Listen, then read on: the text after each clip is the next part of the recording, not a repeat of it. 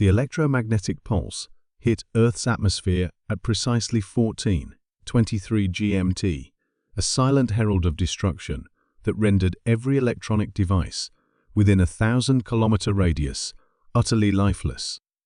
Dr. Sarah Chen watched from the observation deck of Lunar Station as the plasma trail carved a burning scar across Earth's blue marble surface, her coffee cup suspended halfway to her lips. "Incoming transmission from Defense Command," announced Lieutenant Torres, his voice tight with controlled panic.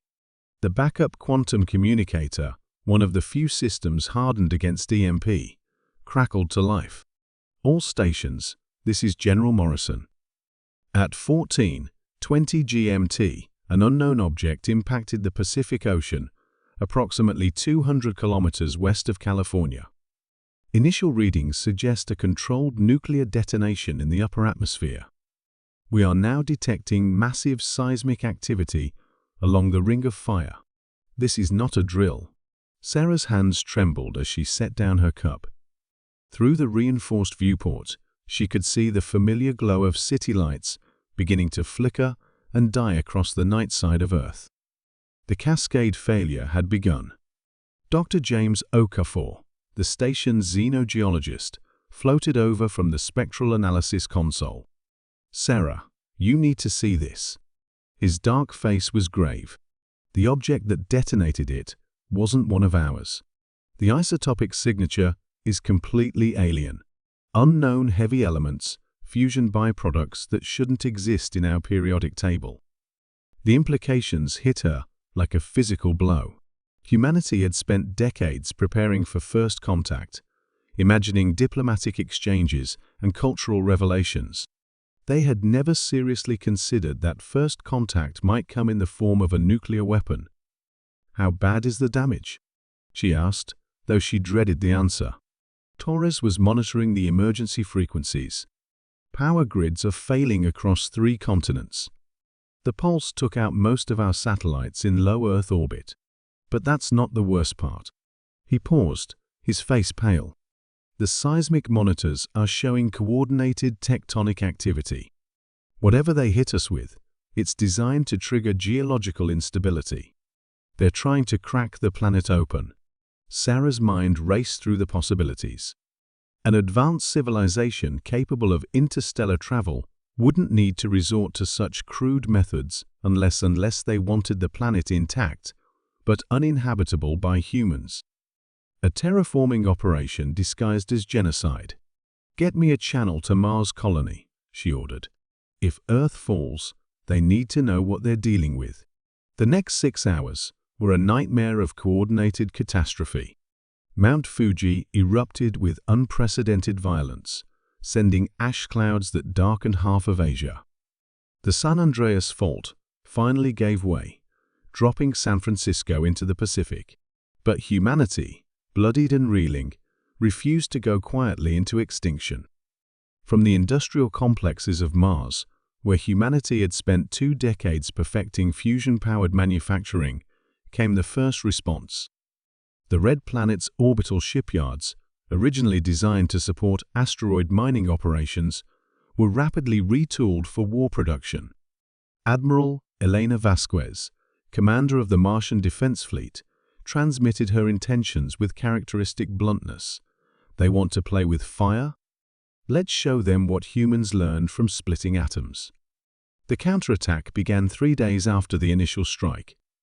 Humanity's answer came not from Earth's crippled surface, but from the cold depths of space. The asteroid belt mining stations, controlled by quantum-encrypted systems that had survived the EMP, began redirecting their massive ore haulers toward Earth's outer atmosphere. Dr. Chen watched from Lunar Station as the first wave of kinetic bombardment platforms took position in Earth's L4 and L5 Lagrange points. Each platform carried a dozen tungsten rods, each weighing 10 tons and capable of releasing the energy equivalent of a small nuclear weapon when dropped from orbital velocity. But these were just the beginning. The real masterpiece was humanity's hastily constructed answer to alien technology, Project Prometheus. Using the vast solar collection arrays that powered the Martian colonies, human engineers had weaponized their own star. Focused beams of concentrated solar energy, amplified and directed through a network of orbital mirrors, could deliver the heat of a stellar core to any point in the solar system.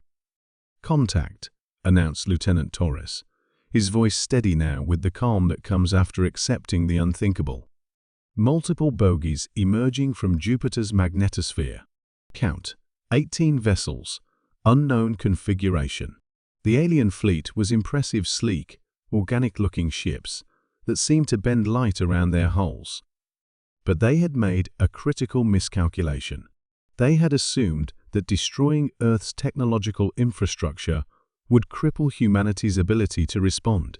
They hadn't counted on humanity's greatest strength, the ability to adapt, survive, and strike back from the most unlikely places.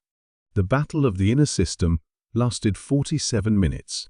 The aliens' advanced shielding proved ineffective against kinetic bombardment, their exotic matter hulls unable to withstand the focused fury of an entire star channeled through human engineering. When Project Prometheus fired its first full-power burst, the lead alien vessel simply ceased to exist, its atoms scattered across the solar wind.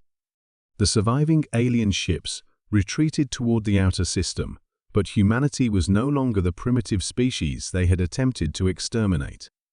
The asteroid belt mining platforms, now repurposed as mobile weapons platforms, pursued them beyond Neptune's orbit. In the aftermath, as Earth slowly began to heal and rebuild, Dr. Sarah Chen stood once again at Lunar Station's observation deck. The planet below bore terrible scars, new mountain ranges where tectonic bombs had reshaped continents, vast dead zones where radiation still lingered. But lights were beginning to flicker on again in the darkness. "Status report from Admiral Vasquez," Torres announced. "The outer system is secure. Long-range sensors show no additional alien presence within 50 astronomical units." Sarah nodded, her reflection ghost-like in the viewport. Humanity had survived its first interstellar war, but the cost had been enormous. The species that emerged from Earth's ashes would be harder, more cautious, and infinitely more dangerous than the one that had existed before first contact. They had learned that the universe was not the benevolent place they had hoped for. But they had also learned something else. When pushed to the brink of extinction, humanity responded not with surrender, but with fire and steel.